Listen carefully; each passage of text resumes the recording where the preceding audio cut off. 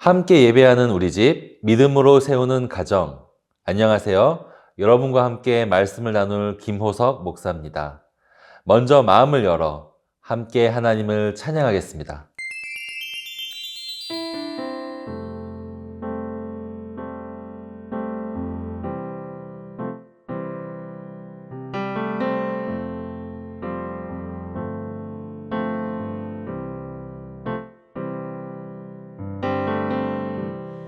은혜 아니면 살아갈 수가 없네.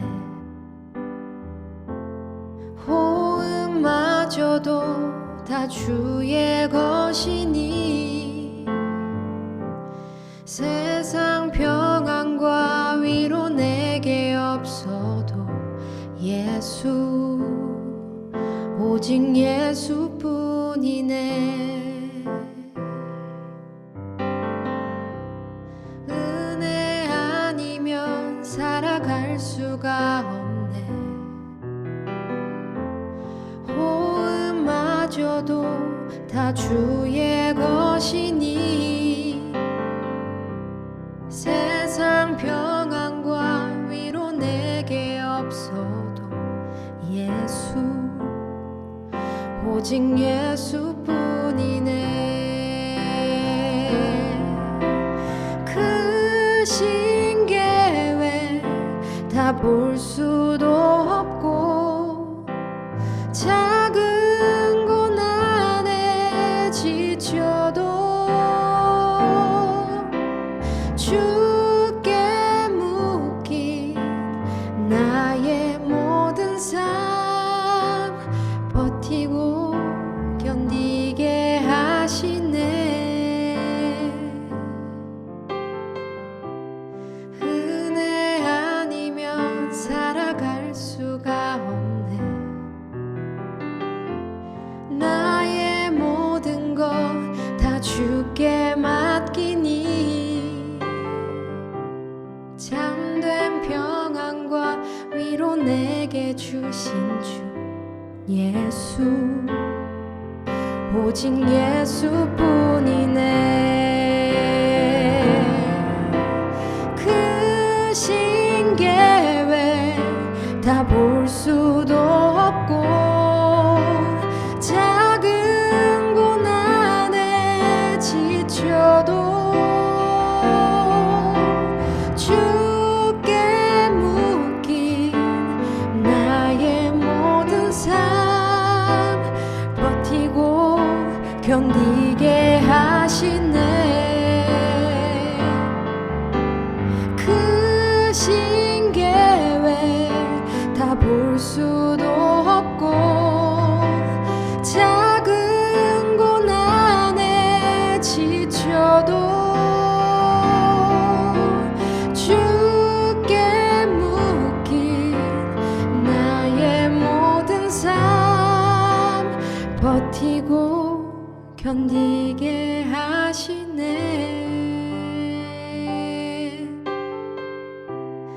은혜 아니면 살아갈 수가 없네.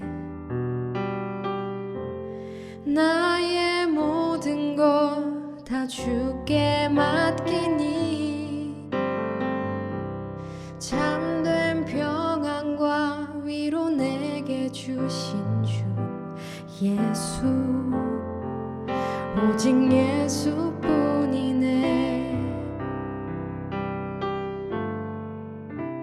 참된 평안과 위로 내게 주신 주 예수, 오직 예수뿐이네.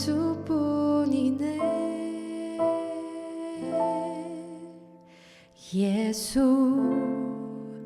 오직 예수뿐이네.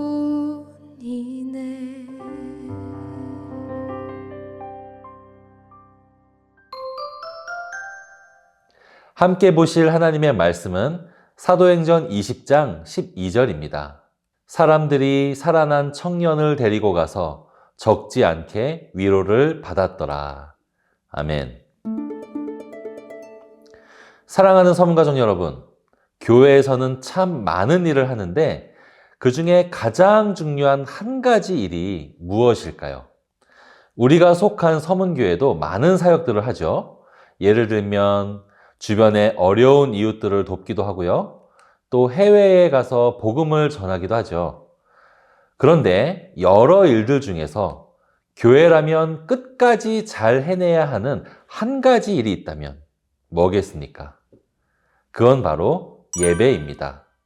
다른 것들을 안 해도 그 공동체가 교회이기는 할 수 있지만 예배를 하지 않으면, 예배가 흐려지면 그거는 더 이상 교회라고 할 수가 없지요. 오늘 함께 볼 이야기는 한 가지 기적 이야기입니다. 성경에 나오는 기적들은 실제로 일어났던 일들이에요. 팩트입니다. 그렇지만 또 그런 기적들에는 의미가 있어요.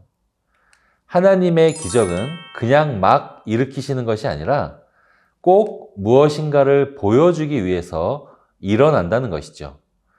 그래서 성경의 기적들은 표적, 사인이라고 합니다. 오늘 성경에는 한 젊은이가 죽었다가 다시 살아나는 기적이 나오는데 이 기적은 예배에 대해서 잘 보여주는 그런 사인이에요. 사도 바울이 드로아라는 지역에서 하나님의 말씀을 전하고 있었지요. 그 예배에는 유두고라는 청년이 참석했어요. 여러분, 옛날에 조선시대 보면 이름을 가지고 그 사람의 신분을 어느 정도 알 수 있잖아요. 보통 돌쇠, 마당쇠 이런 이름은 우리가 이름만 딱 들어도 높은 사람은 아니겠구나 알 수 있죠. 그것처럼 유두고라는 이름도 천한 신분으로 종이나 하인 그런 이름이었어요. 그러니까 이 유두고가 예배에 왔는데 그 전까지 하루의 삶이 어땠겠어요? 하나님의 말씀을 들으려고 늦게 참석하긴 했지만 굉장히 많이 피곤했을 거예요. 그것도 늦게 오다 보니까 자리가 없어서 3층 창가에 걸터 앉아 있었습니다. 8절에 보니까 그 방 안에는 등불이 많이 켜져 있었대요. 등불을 켜면 그 석유 냄새, 연기 이런 게 다 어디로 통하겠어요? 유두고가 앉아있던 창가로 다 빠져나갔겠죠? 그러니 가뜩이나 피곤했던 유두고는 점점 졸음이 오고 정신이 몽롱해졌을 거예요. 그러다가 깜빡 졸았고 그 길로 바로 떨어져서 죽게 된 것이에요. 이게 언제 일어난 일이냐면 예배 중간에 일어난 일이에요. 예배 때 은혜 받으려고 그 피곤한 몸을 이끌고 온 청년이 죽었어요. 모두가 다 깜짝 놀라서 난리가 났겠죠. 예배가 중단이 되었어요. 그런데 그때 사도 바울이 1층 바닥으로 달려내려가서 유두고를 안았습니다. 그러자 유두고가 살아났어요. 실제로 죽었던 유두고를 하나님이 다시 살려주신 것입니다. 그렇게 중단되었던 예배가 다시 진행될 수 있었어요. 여러분, 잠시 소동이 일어나고 중단되었던 예배가 다시 시작했는데 그 예배는 전에 비해서 어땠겠어요? 엄청나게 은혜로운 예배로 바뀌었겠죠? 그 전에는 유두고처럼 조는 사람도 있었겠지만 그 이후부터는 다들 감격에 겨운 예배가 이루어졌겠죠. 11절에 보니까 사람들은 다시 예배를 드리면서 떡을 떼어 먹고 밤새 이야기를 하며 시간을 보냈어요. 밤새도록 대화 나누고 말씀 나누고 성찬식도 하고 그렇게 시간을 보냈다는 것이에요. 은혜 충만이죠. 그리고 특별히 유두고 자신을 한번 생각해 보세요. 이전의 유두고는 은혜를 받으려고 피곤한 몸을 이끌고 왔지만 피곤을 못 이기고 졸았던 사람이라면 이제는 어때요? 말로만 듣던 그 부활, 그것을 자기가 직접 경험한 것이에요. 이때부터 유두고는 예수님의 부활 이야기를 들으면 얼마나 감격스럽고 실감이 나겠어요.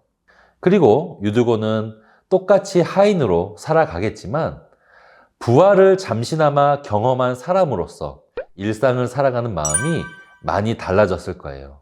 뭘 하든지 힘도 나고 두려움이 없어졌겠죠. 우리가 죽어도 언젠가 천국 가고 부활할 것을 그냥 들어서 머리로만 알고 있는 정도가 아니라 유두고는 내가 경험을 했잖아요. 뭐가 무섭겠어요? 뭐가 걱정이 되겠어요?